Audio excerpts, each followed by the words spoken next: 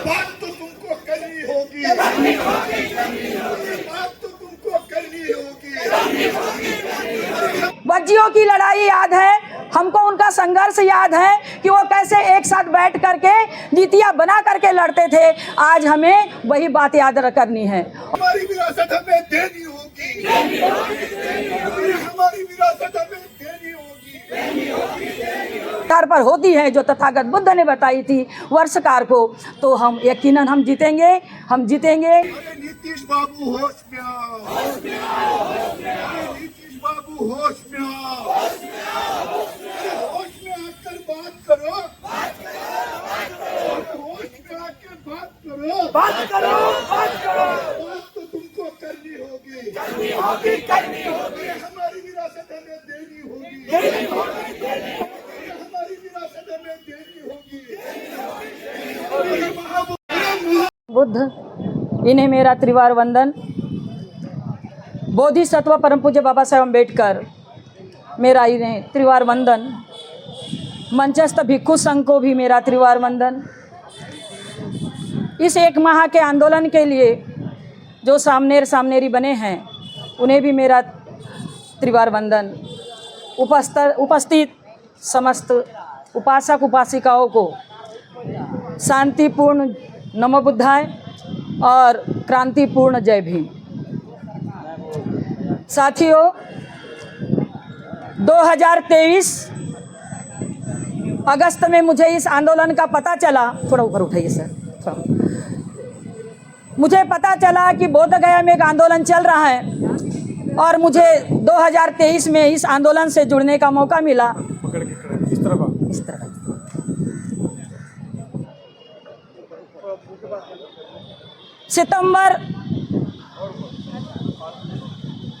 सितंबर में जो पटना में आंदोलन हुआ, उस आंदोलन में हम काफ़ी संख्या में उपस्थित हुए और वहाँ से फिर सिलसिला शुरू हुआ। इससे पहले हमें मालूम तो था कि महाबोधि महाविहार जो है बौद्धों के कब्जे में नहीं है, बौद्धों के कब्जे में नहीं है, बल्कि महंत लोगों ने इस पर अपना कब्जा किया हुआ है। लेकिन बीटी एक्ट 1949 किस चिड़िया का नाम है ये हमें पता नहीं था।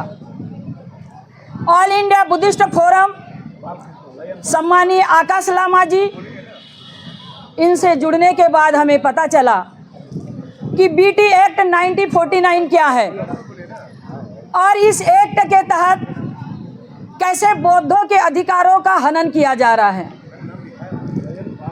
इनसे जुड़ने के पश्चात हमें लगा कि वास्तव में सही संघर्ष यही है और सही लड़ाई यही है जिनसे हम जुड़े हुए हैं। आपने 17 सितंबर से लेकर आज 26 को दिल्ली के इस अंबेडकर भवन में जो उपस्थिति दी है, गरिमामय उपस्थिति दी है, उसके लिए आप सभी साधुवाद के पात्र हैं। आप और हम एक ही लड़ाई को लड़ रहे हैं और वो लड़ाई है महाबोधि महाविहार की। बौद्धों का स्थल है, सभी ने अपनी बात रखी और बौद्धों का स्थल है, इसीलिए ये कानूनन हमारा हक है। मैं हमारे पूज्य भंते धम्मशिखर जी को साधुवाद देती हूँ कि जब उन्होंने बालाघाट में आंदोलन छेड़ा और वहाँ पर एक तख्ती लगाई थी, उस तख्ती में लिखा हुआ था भारतीय संविधान सिद्ध है और 1949 एक्ट रद्द है। मुझे ये पढ़ करके बहुत अच्छा लगा। हमारा इतिहास गवाह है, इतिहास गवाह है कि इस लड़ाई की शुरुआत अनागारिक धम्मपाल जी ने की। बुद्ध गया में महाबोधि विहार की दुर्दशा देख करके वे रोए, ये इतिहास बताता है। और उनकी लड़ाई व्यर्थ नहीं गई, उनकी लड़ाई का ही नतीजा था, उनके संघर्ष का ही नतीजा था कि महाबोधि महाविहार में हमें पूजा अर्चना करने, प्रवेश करने की परमिशन मिल गई।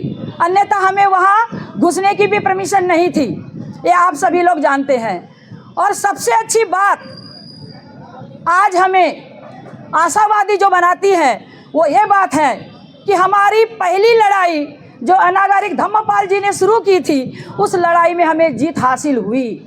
और वो जीत हमारी थी कि हमको महाबोधि में प्रवेश करने का अवसर प्राप्त हुआ। वो पहली जीत थी हमारी।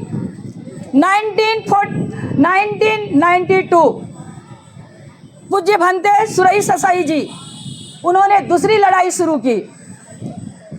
दूसरी लड़ाई में आंदोलन चला। मैं स्टूडेंट थी उस समय, नहीं हो सकी इस आंदोलन का हिस्सा।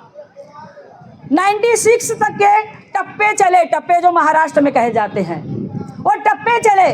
और उन टप्पों का फल ये आया कि भंते सुरई ससाई जी ने जिस लड़ाई को शुरू किया था, उस लड़ाई में हमें एक हमारा जो मेंबर था बीडीएमसी में, वो गए। और वो थे पूज्य प्रज्ञाशील भंते जी, जिन्हें बीडीएमसी में महासचिव बनने का अवसर मिला।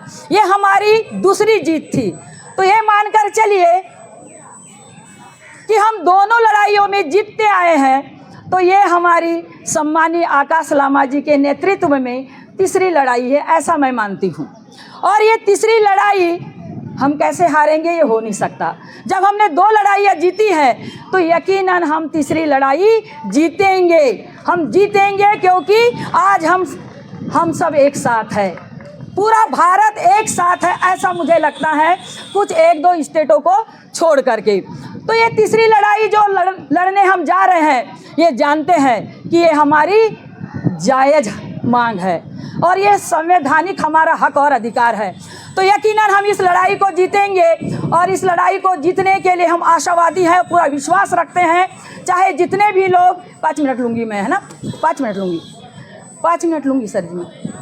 चाहे जितनी ही बाधाएं आए, उन बाधाओं को हमें एक तरफ रख देना है और अपनी लड़ाई की ओर आगे बढ़ना है। वो इसलिए हमको वज्जियों की लड़ाई याद है, हमको उनका संघर्ष याद है कि वो कैसे एक साथ बैठ करके नीतियाँ बना करके लड़ते थे। आज हमें वही बात याद करनी है। और वो बात है कि हमें एक साथ बैठ करके नीतियाँ बनाकर चलना होगा, एक दूसरे से मिलजुल कर काम करना होगा, एक दूसरे का आदर और सम्मान करना होगा। वज्जियों को बताए गए 7 व्यवधानों को हम पढ़ लेंगे तो समझ जाएंगे कि हमारी लड़ाई अगर इसी आधार पर होती है जो तथागत बुद्ध ने बताई थी वर्षकार को, तो हम यकीनन हम जीतेंगे। इसी शब्दों के साथ, इन्हीं शब्दों के साथ मैं विराम लेती हूँ। आप सभी को नमो बुद्धाय। मुझे अवसर दिया पूज्य भंते धम्मतप जी ने, उसके लिए साधुवाद। नमो बुद्धाय। जय।